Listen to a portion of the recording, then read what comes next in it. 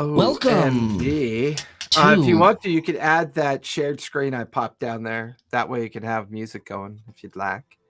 And then switch back to us side by. There we go. There we go. Hi. Welcome to episode 10 of Lawfully Chaotic. I'm Brian Weiss with RPG&Co and my co-host, Jason Baldrick of TTRPG Academy. Hey, everybody. Welcome. How are you doing? How are we doing? Happy, I always say happy whatever the day is because, when you could say that, there's got to be a reason why it's a happy day, right? Anything happy ends in Y, and every day ends in Y. Oh, the Friday struggle. I need a little floating heart button on my Stream Deck. I'll have to get up to speed on that. Good to see you again, man. I think we've both been busy this week. I haven't talked to you all week. I miss you. yeah. It's been, I got to tell you,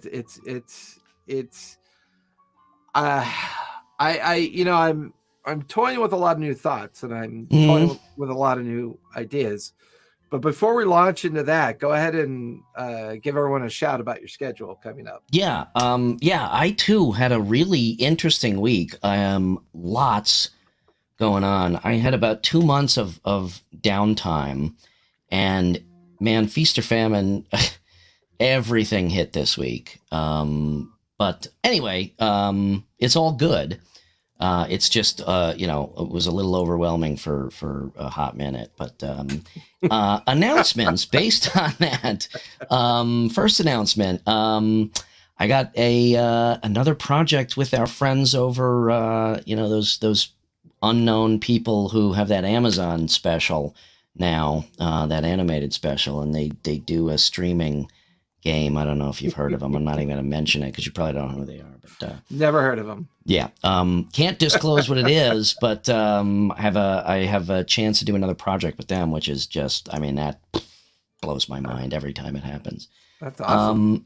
Got a collaboration with Dogmite for this RPG&Co me-designed Vanguard Dice Vault with the fine folks over at 4 Rare Earth Magnets. It's quite legit a vault. You couldn't even open it. It is quite legit, yeah.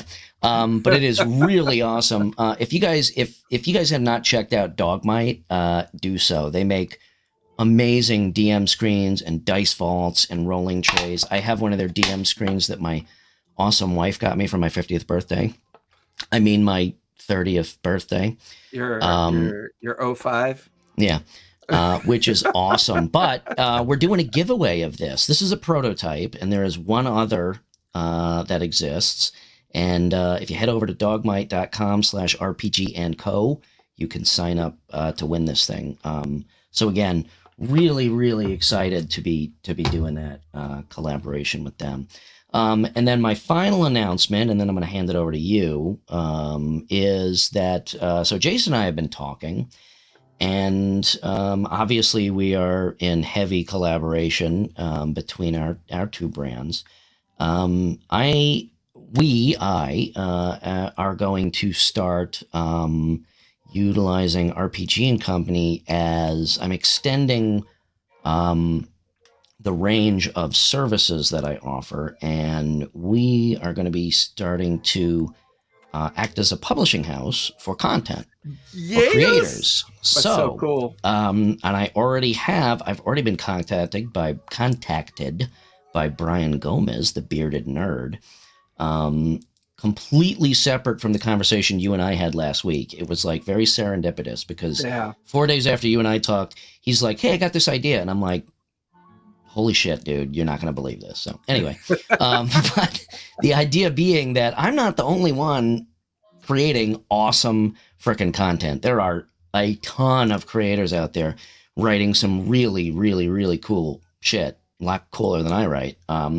So I'm going to utilize my talents to be able to take that and compile it into a presentable format, and as a partnership, offer that as a published content, be it digital format or hardcover format. Dare I say, no, I don't think anybody's on, so I could probably say this because nobody's listening right now. But dare I say, as a alternative, and this is still cooking, but as an alternative to DM's Guild.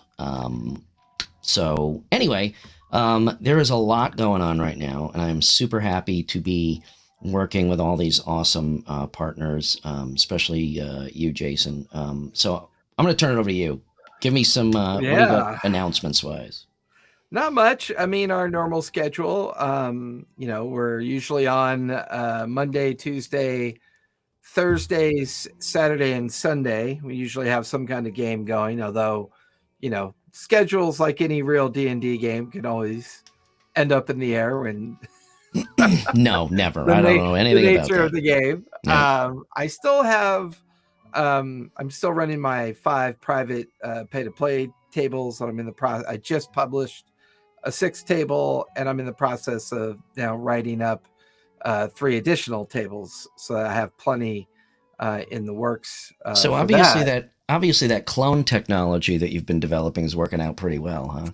No, it failed miserably. Everything's just a puddle of goo on the floor next to me. Just a gaseous bubble of failure. Every clone that comes stumbling out of the vat. It's very Rick and Morty that way. I don't know how you manage that schedule. Kudos to you, because my head would melt. I'm fortunate in the sense that I'm not overly committed with a private job.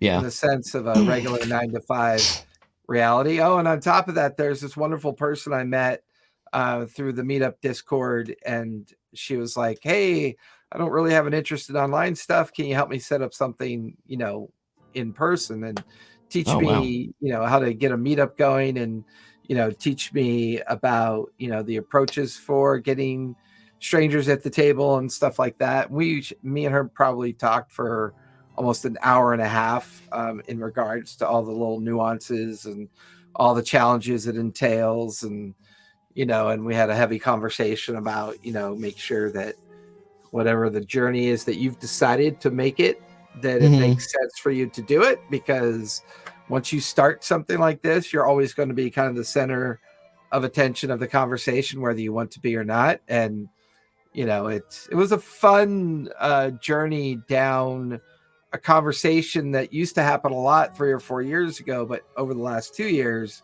those conversations have all shifted to online, establishment and online creation. Not a lot of people worrying about live in person these days. Although I think, that's changing. Our Monday table, our live in studio Monday table, has 2 seats open. We've got 3 dedicated people, Carolyn, Ivar, and Callista. But yeah, I've got 2 seats open for that one. So now let me ask you a quick question. When you have studio games, in-person studio games, if you have extra seats, that otherwise would not be filled, do you open those up to remote players? No. Okay, so really, you like to keep it. Yeah, I mean, I don't really have a full live table right now, and I'd like to try to get that established. Gotcha. Okay. The 3 people at the table are locals and regulars for the most part. Gotcha. But I always like to try to put a couple, newer players and people that are kind of like newer in my orbit at the table as well. I mean, Carolyn, she's an amazing artist. Ivar is an amazing artist. Callista is just an amazing fan when it comes to just playing the game. And I really kind of, want to, foster that idea of that level of, people's excitement and understanding what they want to, that they want to play, and the nature of play itself. So, it's a struggle because I think people are working more hours these days. As much as people would like to believe that remote working has improved their lives, I think they'd be surprised if they ran their own analytics, ran their own data about their lives. They probably, when they worked in the office, they worked 8 hours a day. And now that they work from home, they're probably working 10, 11 hours a day. We could do a whole show just on that topic, because I've had this conversation with my buddies so many times. I think the culture in California is a little different. Safe to say, is a little different than Chicago, because in Chicago you work maybe 9.5 hours. That's considered a normal day, Right. which, in my opinion, is being taken advantage of. So I don't know. Here, it seems like, yes, with remote work, people are working more, but it seems like less resentful about it, because I want to go downstairs for lunch, or I want to play with my kid for 15 minutes, or pick him up from school, or whatever. I mean, back when I was in the agency world, if somebody asked me to stay late on a Wednesday night, it would be like, like ripping my teeth out. Now, Yeah. if I've got work and I'm working till midnight, whatever, so be it. I'll take a break, have dinner with my family, and then go back to work. So I don't know. At least for me, I find, even though it's more hours, I resent it less because I'm kind of more in control. Yeah. Well, it brings up a little, but I mean, kind of lends into the narrative when we talked about, the direction of the show. Like, what are we going to talk about? Like, what are we going to focus on? And with the platform being focused on creators, the idea that creators ever take breaks is pretty much a kind of nuanced understanding.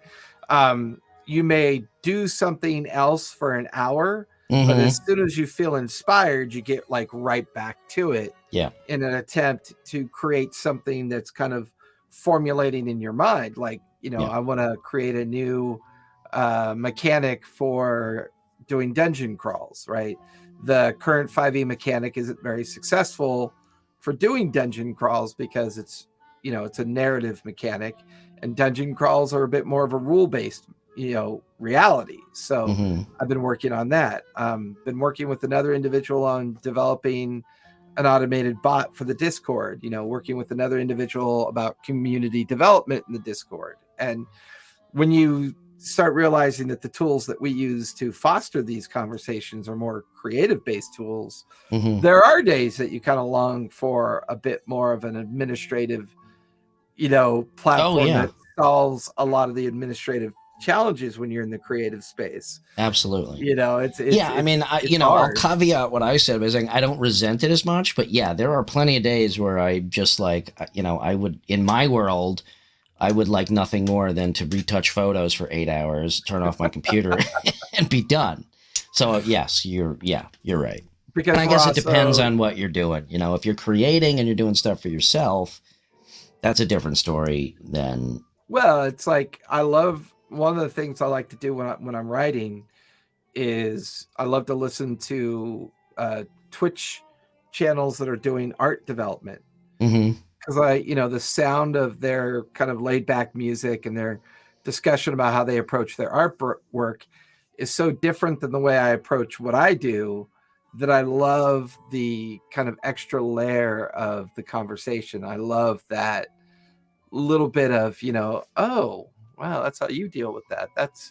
I deal with it differently, but it sounds like a similar problem. And it's kind of nice to be able to realize that when you're trapped in a paragraph of coming up with something as simple as the name of a bad guy, that, it's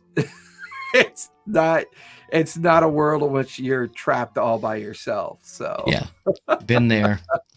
Yeah, it's funny. We talked for a couple minutes before we went live here. You said you were struggling with motivation this week. Yeah, it was hard this week. Motivating myself this week was a little bit rough. And this is where as a creator, I start to sound like a prima donna, overly sensitive, autiste, don't bother my creative process. But sometimes if it's not happening, it's just fucking not happening, and there's nothing you can do to force that. It's kind of what I did yesterday. I just put my do not disturb sign on my Discord, and I took the day. I had reached the bottom of my creative landscape, and was trying to organize. And it doesn't help when the IT community that I used to work for is constantly reaching out to you, right? And the easiest way out of that inability to create is to go back to what's dependable, right? And then rely on the dependability of what used to stifle your creativity. Oh, right? by the way, not to interrupt, but I didn't want to forget. I need some help setting up my router later when we're done. Thank you for that. That was brilliant. That was good timing. I'll send you over a book. It's called How to Use the Telegraph. Yeah, it's called Go Fuck Yourself.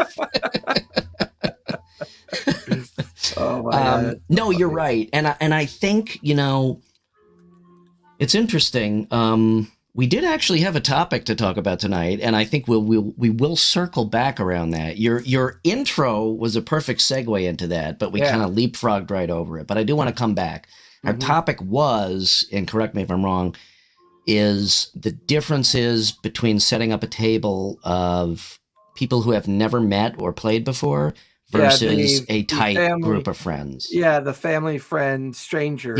Yeah. Concept. Yeah. But one more quick note about the motivation as a creator. I think what you said about taking the day. I think it becomes really difficult when you are a creator, especially when you are working on just quote unquote your stuff. All right, the corporate gig is done, or you're between gigs or whatever. Now, obviously, this doesn't go for everybody, but this kind of applies to you and I think it applies to a lot of people in the community, is you feel like, oh, I'm working on my game stuff, which is not a real job, quote unquote, and I feel guilty if I'm not at least making an attempt. And I think it takes a lot to get to the point where you're comfortable to give yourself permission to say, you know what, I'm going to take a day and do whatever I need to do to just kind of relax and get remotivated, whether it's read a comic book, read the fucking DM's guide, watch some cartoons, go to an art museum, whatever.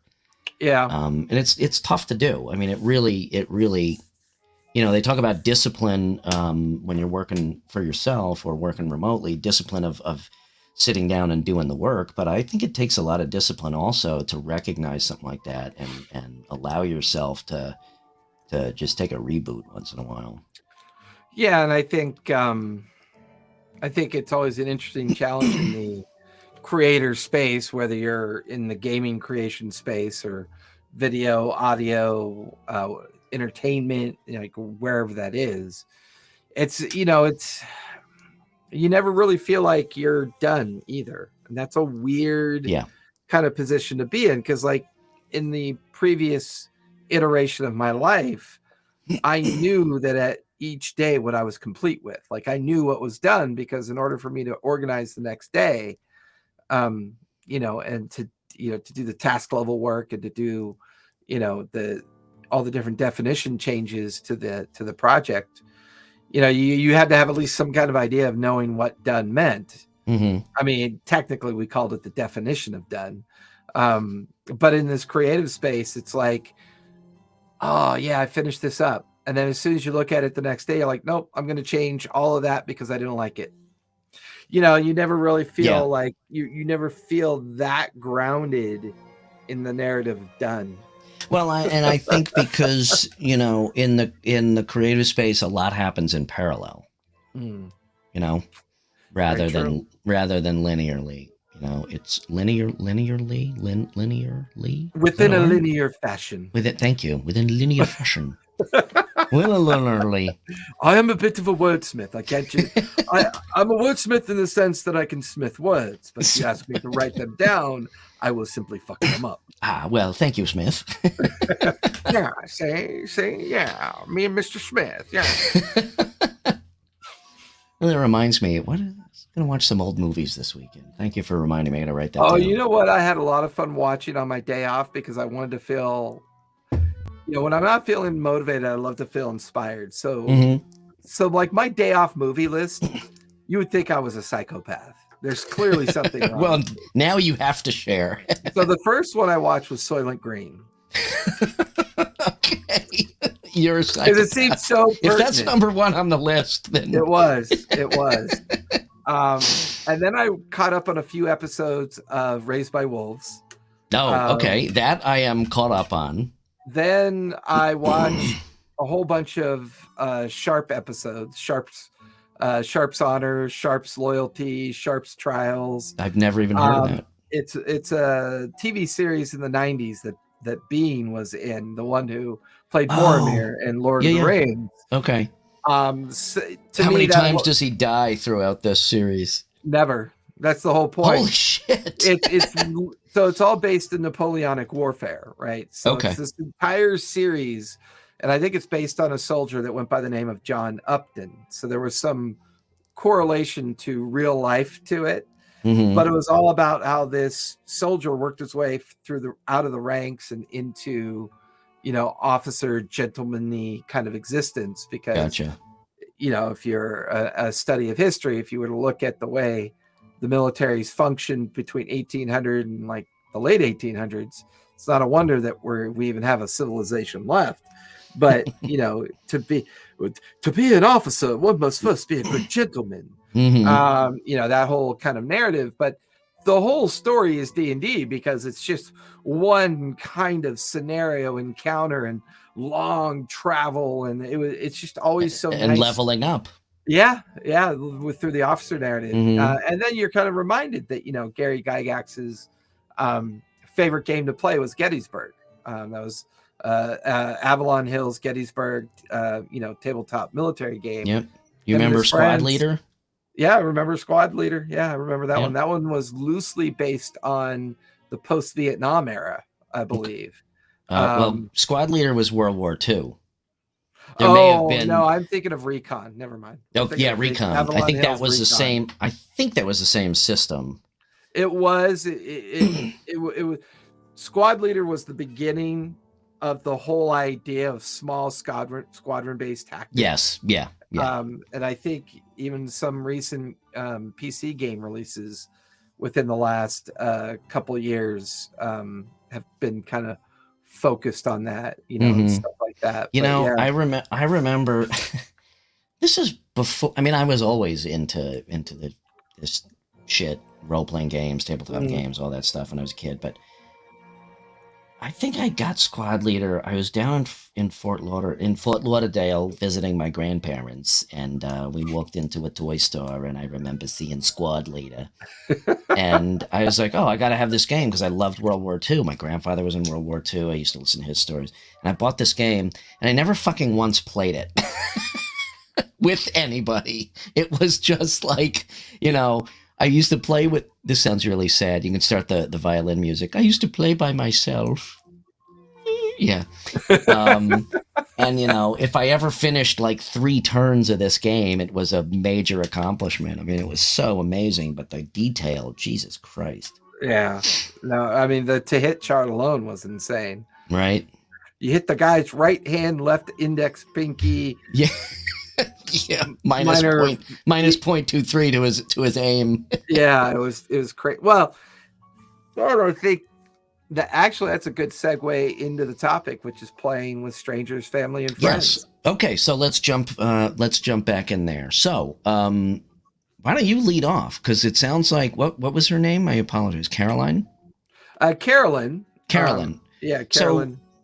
So there's definitely a different dynamic between starting a game with all strangers who have never played before, or mixed, or mixed, and a group of like a tight group of friends. And I also think an extended variation of that dynamic on whether it's in person or remote. So I'll let you jump into that. Well, and I think that also, creates a kind of nuance to the conversation of friends, family, and strangers, right? So there's a certain degree of expectation with friends, right? Like you kind of already know their schedule because you've been friends long enough to know their schedule. You kind of know the level of interest. You kind of know, through conversation, what the level of expectation is. The only real nuance to it is, do you play online or do you play live in person? Right. And which ones have more successes these days, right? So I would argue in the past, it's always been assumed that the live games would be more successful than the online games. And I think with friends, that's debatable because almost all your friends have played some form of online game with you by now. you know, and the convenience of not having to get in your car and drive home versus the convenience of just taking off your headset and going and doing something else within 10 feet of once the game is done, right? But then you go down this whole narrative concept of, okay, what about distractions? Well, there's less distractions at a live table because you can all see each other, and there's less about what you think you're doing versus, you know, what I can see you doing, right? There's always that risk of having a falling out at the table, and then you don't have friends anymore. You know, the risk averse nature of the game sometimes. I've never experienced that. I think it can happen, but it usually happens in ways that are already out of your control and have less to do with the table as much as the existence of the opportunity. You know what I mean? Like, I got to think there's something else going on that has nothing to do with D&D. Exactly. Or whatever you're playing at the table. Yeah. That's interesting though, because so it turns out there's two. Oh man, there's my color. My camera keeps jumping back and forth. What is going on? There we go. It's got a mind of its own. I kind of feel like there's actually two. Like I said, there's two facets to this conversation. One is strangers versus strangers versus friends, and the other is remote versus table. Where my mind was heading, and it's interesting to hear your perspective on that, because where my mind was heading when you originally mentioned that as a topic was, how does it change the dynamic of play if there are people that never met each other versus friends? And the way I see it is there's pros and cons to both. Actually, I would almost say different pros to both. I don't know that there's I wouldn't even necessarily say there's cons. But a game of strangers, to me, can make for some really awesome backstory role-playing and figuring out who everybody's characters are through the natural course of role-playing, rather than just saying, oh, what are you playing? Okay, I know you've played that character a bunch of times before. I know what you're doing. But rather, you know, using that as a chance to really like kind of build that into the story, you know? Okay, the five of you have never met each other, and other than you know, you're looking at a guy in leather armor with a short sword, you don't know anything about this person. So that could be some really awesome role-playing fodder right there. Now, the opposite is a group of longtime friends who know each other and are very comfortable with each other and whatnot. You know, that mystery is immediately gone, because even if you say in the game, like, oh, you know, you never met this person, they're like, oh, hey, how you doing? Join, you know, and then your characters are fast friends. That used to always be our joke, is like, you know, the old Ultima Online. It's like, join. Yeah. But mine. That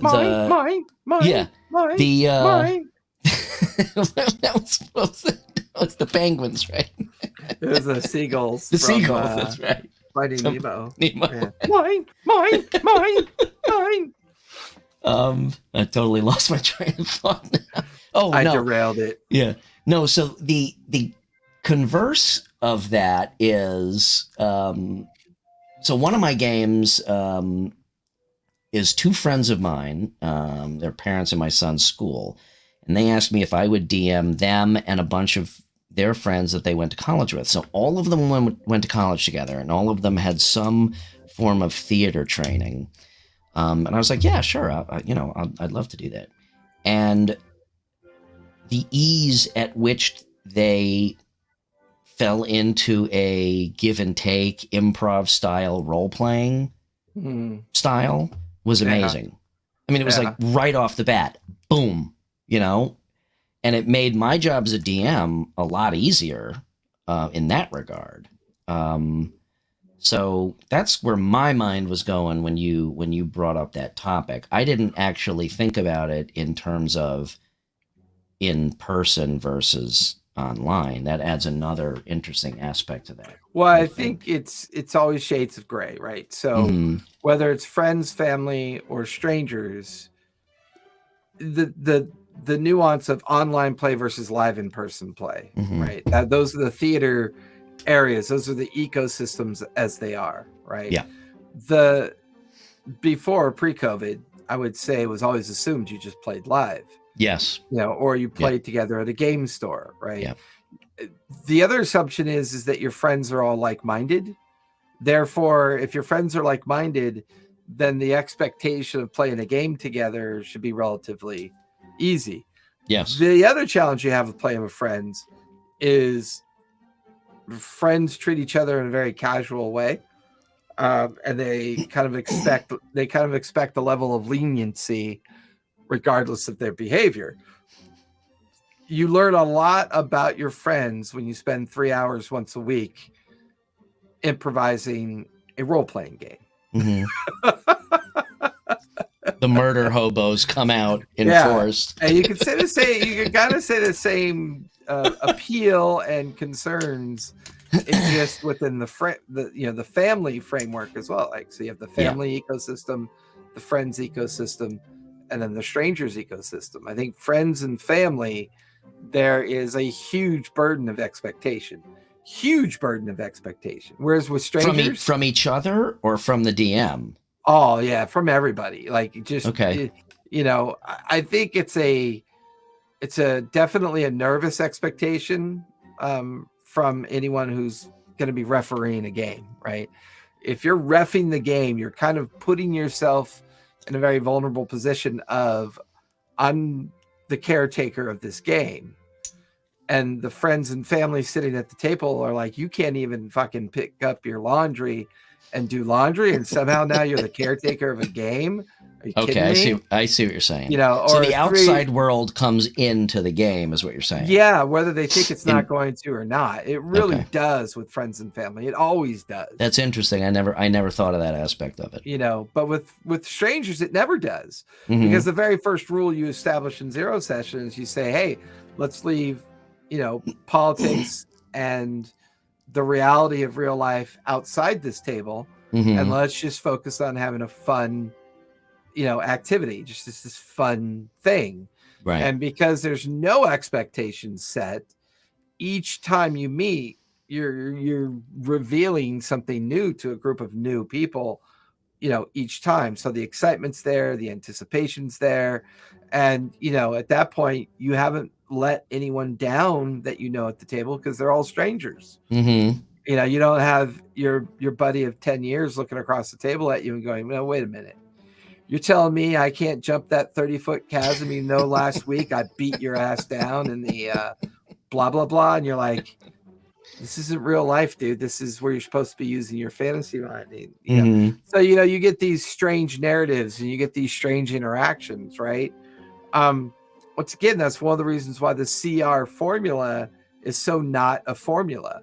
There is no formula there. These are a group of friends that became family who are able to play like strangers. Yes. Plain simple. That's the definition of how they play. Well, and that's why they are where they are today. And from my perspective, I want a table of players like that more than the outcome of the play. The outcome of the play is an affirmation of creation of play. To me, it's going to happen one way or the other. But to have a group of players at your table that respect you and each other and the table to the point to where there is total fluidity at the table, total creativity, it begs the question, which group is going to be more successful at that? Is it going to be friends? Is it going to be family? Is it going to be strangers? I personally think strangers becoming friends and eventually becoming family feels like a more opportunity of success. I was going to say the same thing. I actually agree with you. And I think because, like you said, with longtime friends or family, there is a familiarity and a casualness where sometimes, through no fault of the players, it's just a natural effect of a relationship like that. Some of the finer points of character development or role-playing development are glossed over, because it's like, oh, it's understood that this is how we react to each other. So, you know, it's just kind of glossed over. So I actually agree. I think that, you know, I mean, even me to this day, when I sit down with a group of people that I've never played with, you know, there's some nerves and anxiety there. I'm like, oh, I don't want to fuck up, you know, and nobody Yeah. knows who I am. So I'm going to have to tell them through my character development if I want to really be an invested part of the group. So yeah, I actually agree with you. I think there's more. I don't want to say there's more potential. I think it's actually easier with people who have never played before. Well, yeah, and I mean, it's like, you know, you have your zero session where you create characters and Yeah. you take that opportunity to learn a little bit more about the person that you're talking to. And then offline, some of those conversations continue in different ways, whether they're game centric or not. Whereas I think family and friends, they never talk about it really. Like they just, you know, oh yeah, they treat it like playing checkers or chess or any other game. And they say to themselves, okay, that 3 hours was spent. Therefore, you know, that was the 3 hours I focused on. And then, you know, suddenly, you know, the conversation reverts to something else. There's never a continuation of the conversation. Whereas with strangers, sometimes it feels like they're so excited by the positive experience that they have, they tend to become more animated and more kind of like proactive in their conversation with you that leads to other conversations, but the conversations continue. And they like, well, because that's what's connecting them together as a group is this game. Yeah. If it wasn't for the game, they would never be together. Right. Well, you know, it's like, hey man, why are you talking to me right now? I'm going to see you Saturday when we drink beers and go swimming. Okay, I just thought maybe you had a question about your character. Nah, it's all right, man. Well, I mean, to be fair, I've had, you know, there have been times with groups of friends where we do talk about it after and we're invested after and talk about character stuff and story. But you're right. I've experienced that more so with groups of players that are brought together solely for the purpose of playing the game. What do you prefer as a DM? Do you prefer to start a table with all new, fresh players? Yeah, usually all strangers. Yeah. And I find that formula is more successful online than it is live in person. I think the angst and the nerves and the concern are much more diminished when it's online because there's 1,000 miles separating that nerves. Yeah, that makes sense. When it's 5 strangers at a physical table, everybody is within a foot of each other's angst, you know, and all that's very palpable, very, you know, you can feel it. Yeah. And, you know, the opposite may be true, I wonder, for all friends. Does that work better in person because everybody's used to hanging out, and even though sometimes it can be arguably a disruption to play, you know, the side banter, the inside jokes really serves to just, you know, add to having a really good time. Whereas online, I kind of feel, and I'm kind of thinking out loud here, but I kind of feel like, you know, you and I have been friends, let's say for 20 years and we're playing D&D. And if I'm just kind of, my head's not 100% in it, I'm like, I know I'll see you tomorrow at work or for coffee or whatever. So I'm actually paying less attention. So it's interesting. I think with friends, it works better in person. With strangers, you're right. Maybe it's better online. It does, because all of my successful tables are online with strangers. Okay. Even to the point where a couple of them now overlap in multiple games because they love the game so much, and they love the way the game's being run, and all that's just more affirmation to the style. If you have a bad experience with friends and family too, that's not always easy to walk away from. Depends on how bad that experience is. Yeah, exactly. Right. I mean, and sometimes what's going on, what's going on outside the game, right? Like, you know, can bleed over, and the person's like, why should I come hang out with you 3 hours? You keep pissing me off every time you don't do dishes. So, and now Thanksgiving is ruined because we didn't kill this fucking Knoll leader. Nice job. Exactly. Exactly. Okay, so these are the rules from now on for all of you out there. Strangers only play online.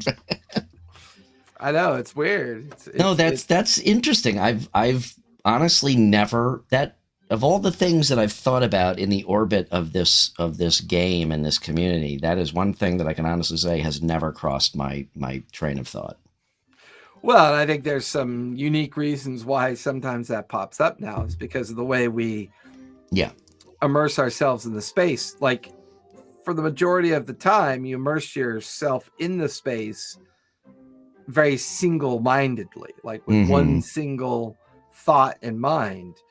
Now we do it with 20 different objectives going off in our head that are subjective as well. You've got I've got this and this and this and this and this and this and this, and then you begin to realize, well, none of that worked out the way I thought it was going to work out, and you're trying to figure out why.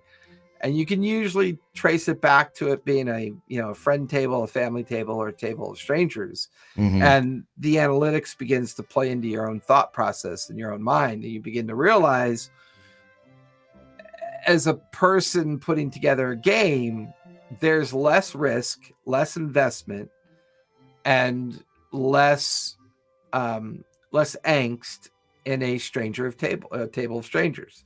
It just works out that way. Whereas with family and friends, you're spending a lot more time creating the perfect game. Yes. You're playing out all the scenarios in your head. Yeah. Because you know the personalities of the people that are going to be at the table. So you're really writing a unique game to each individual person when you're not supposed to be doing that. So you're breaking a lot of your own creative rules because of the way you're being influenced by friends and family. That's a very interesting observation. Yeah. Yeah. And this is a new phenomenon. I mean, we wouldn't be having this topic of conversation 4 years ago. At least I wouldn't have. I think, if you go back to the annals of history, play by mail was the very first attempt at remote playing of the game. People used to write out. Now you're talking about like 1918. Well, don't be a smartass, although that's pretty funny. During the 70s and the 80s, people would write out these long journalistic letters. Where they would be playing the game, and then that would go to the next player, and then the next player, and then the next player. And the last player to go sends this huge, thick letter to the DM. The DM goes through, sorts it all, responds to everything, sends it out accordingly. Now we call that, nowadays you can play by text, you can play by message, you can play online, you can play in person. I got players that complain when I take 3 minutes on my turn because I can't figure out which fucking spell to cast. Could you imagine play by mail nowadays? Well, I mean, let's face it. If you were a 5th level wizard in 1985, you were probably using Sleep, Magic Missile, and and Fireball. You'd have someone across the table looking at you going, "Listen, fucker, you're a wizard. You got 3 choices: Sleep, Magic Missile, or Fireball. Now get on with it." I guess my point is that. I still, I've said it a bunch of times and I'll say it again. COVID is the best thing that has ever happened to the game of D&D. I would say the reality of the outcome of COVID is not only the best thing that's ever happened to D&D, but I think the narrative of technology and the lack of technology equality up until about 3 or 4 years ago is a lot more omnipresent as well. Because as students began to go online, you begin to realize how many people out there just do not have an internet connection yet. Yes. And it's not because it's not for any other reason than the equality of where they live. Yeah. If there's no money in it, they ain't going to build it. Yeah. I mean, obviously this was a perfect storm of timing. and level of technology. And the funny thing is my buddies, my old school buddies, my high school buddies, we still play, and we had a couple of people move away. This was a year or two before COVID. So we set up remote play even before that. And we had a system, we pretty much had it figured out before that. And then when COVID started, and everybody's like, oh shit, we got to play online. It occurred to me one day, I'm like, oh my God, I know exactly how to do this already. Yeah. But I think the situation that everybody was forced into, it's like, either, for the people that do play and really want to play, we either have to do it like this or it's just not going to happen. And for the people who never thought they'd be playing, really what are our choices of what to do in the first year, when everybody was sitting home, especially those of us, sitting home in the winter time, like what the fuck else is there to do? I'll learn how to play D&D, So I think it was pretty amazing that happened. And now, in such a short amount of time, it's become so normal to play online. It's kind of like, when it started out, it was this weird thing, and it's like, oh, I guess I'll play online because I can't play in person. Now, there's kind of no difference. It's like, oh, I got a game in person with these people, I got a game online with these people, and it's like, yeah, whatever. Yeah, and I mean, let's face it, if you have access to an infinite amount of possibilities across multiple time zones, you're operating outside that restrictive expectation of there's only about 20 or 30 people in my immediate 45-minute drive zone that would be willing to play. But if I'm online and I'm hooked into the right social media schism, I know of at least 5,000-6,000 people that want to play. I would have never met you if it wasn't for this. I have players in Canada, Washington, Florida, Minnesota, all over the frickin' place. That would have never happened otherwise. Never happened. Yep, that's very true. And I think with the whole principle of gaming between family, friends, and strangers, I would say it's a lot easier to commiserate things with strangers than it is sometimes with friends and family. Friends and family are always going to be a little bit like-minded or a little bit juxtaposed in their personal opinions about things. But there's some deep, granular stuff inside that sometimes you're just not comfortable sharing with friends and family. But a stranger who you're trying to make a friend out of, suddenly when they're commiserating, you're like, okay, now that means I can commiserate as well. And suddenly you're having a conversation with a potential friend. And that could be a lot more exciting. That could be a lot more invigorating, a lot more fulfilling than, trying to tell your uncle or your aunt, for the 100th time that no, hit points don't mean that's the number of times you get to hit someone. Hit points mean the number of times you get to be hit. And then, it's like, I don't know, and I think we're all kind of mentally exhausted right now. So I don't know how that kind of plays the understatement of the fucking century. Well, I think the world culture is mentally exhausted. That's what I'm saying. I think as a species, we are mentally exhausted right now. I mean, 2 years of COVID, and then now we're in the worst. Everyone's finally going to admit we're in the worst inflation in 40 years. And on top of that, we're on the brink of intercontinental war. Because someone still can't figure out how to solve their problems without being a bully. All the things that you thought were finally resolved, all the things that you thought we could say goodbye to in the rearview mirror, we've now spent the last 2 years, and we're probably going to spend the next couple of years.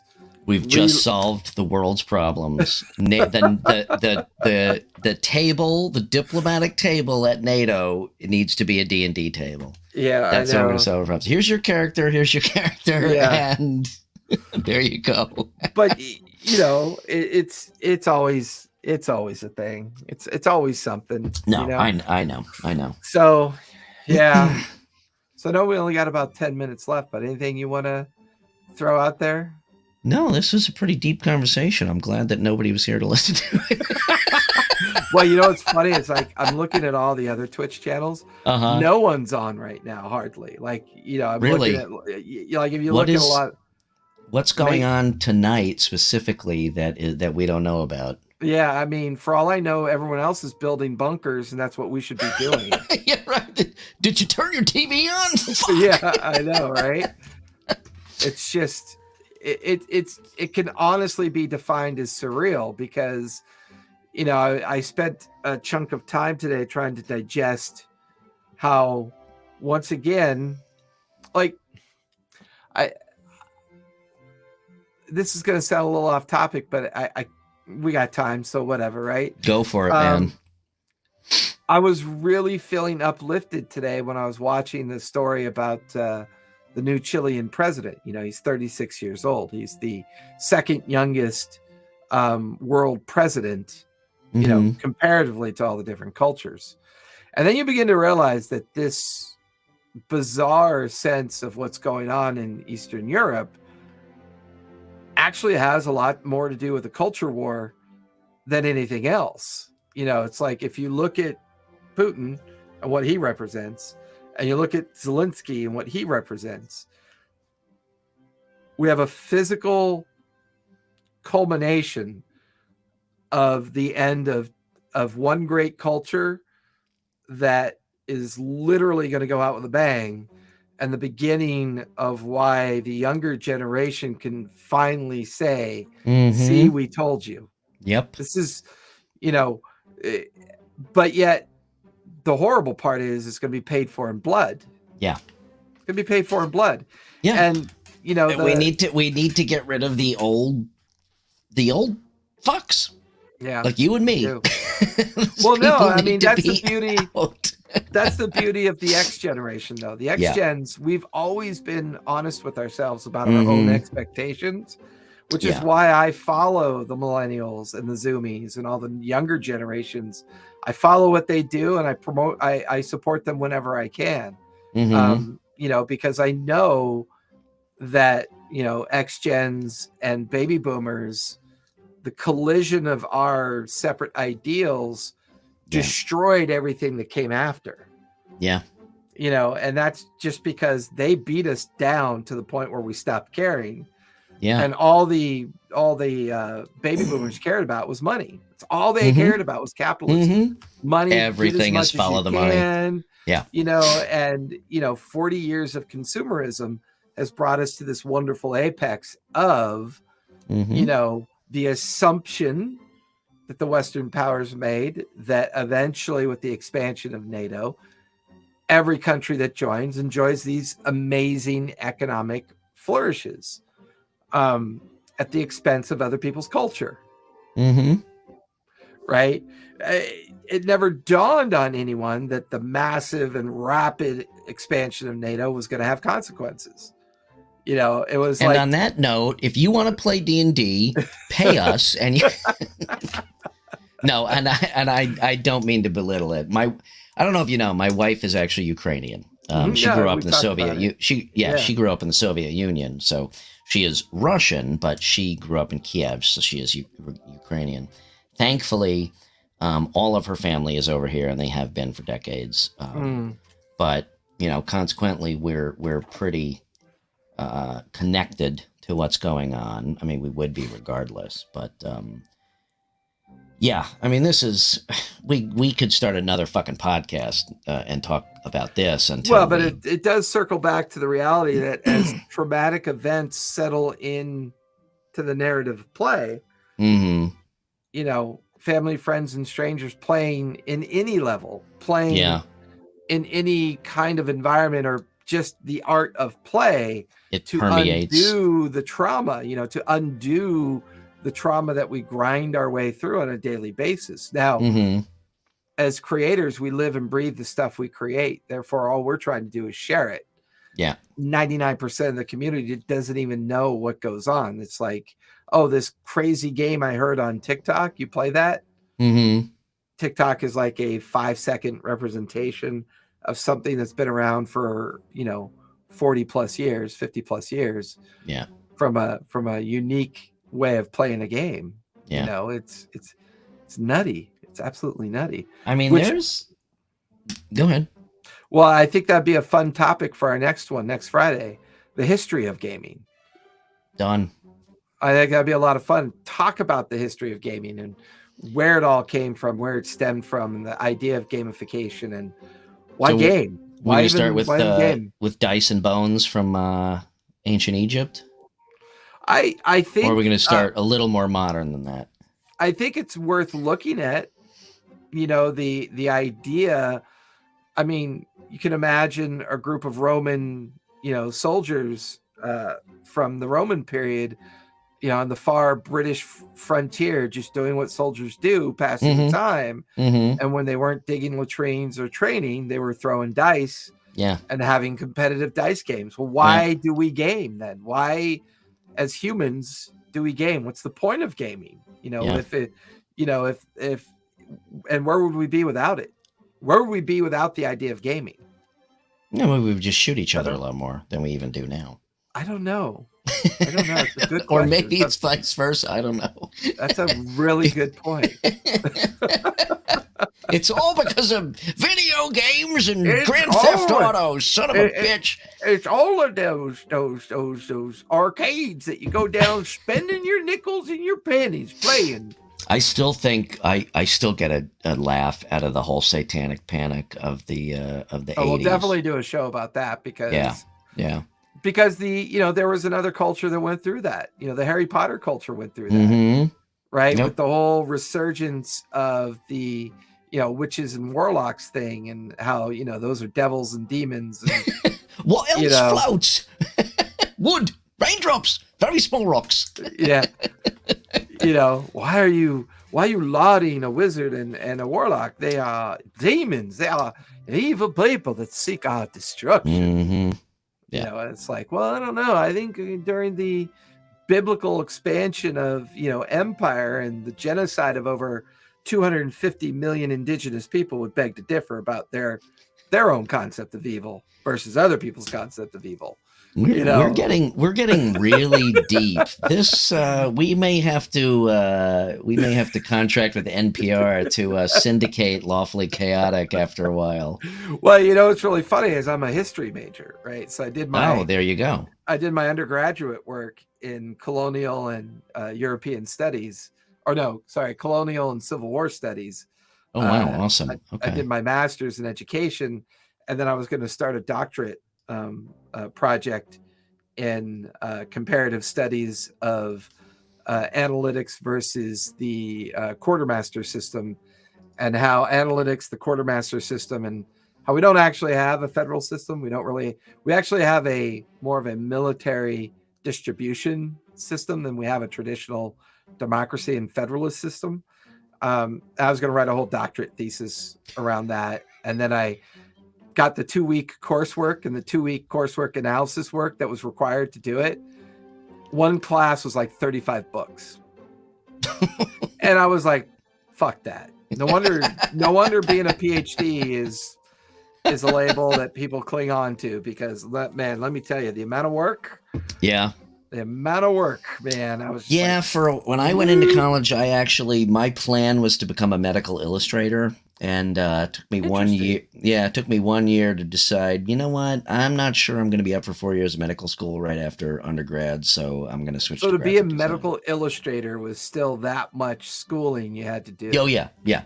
It's basically, You're basically a doctor without practicing being a doctor, right? Yeah. Essentially. Yep. At least from a standpoint of anatomy. Yes. I guess that kind of makes sense, because the illustrations and artwork and the work you're going to do are going to guide people's study of medicine and potential surgery and interpretive ideas about how to apply methods. And I guess that makes sense. Yeah, that makes sense. And I was kind of thinking, like, I'm going to go through all of that, but not actually be a doctor.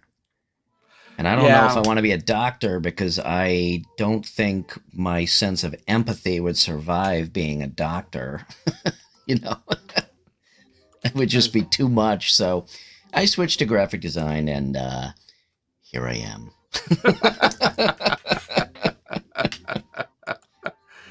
Oh my God, that's funny. That's funny. So, okay, so next week then, well, I guess it's been exactly, my clock says 2020. Yep. Should we wrap? Yeah, let's wrap, although Okay. I can't rhyme worth shit. All right. Oh, no, that kind of rap. Yeah. And when we come back next week. Okay, so next week, the history of gaming is a possible as lead-in topic. Should we see if we can rustle up a guest? Yeah, that'd be cool for next week. Yeah. We can try to. I'll put some feelers out. Yeah. Sounds good. Cool. All right. Thanks for coming out, everybody. Yes, thank you. Thanks, Appreciate it. I'll linger in the backstage until we're done. Cool. Sounds good. All right. Bye, everybody. Bye.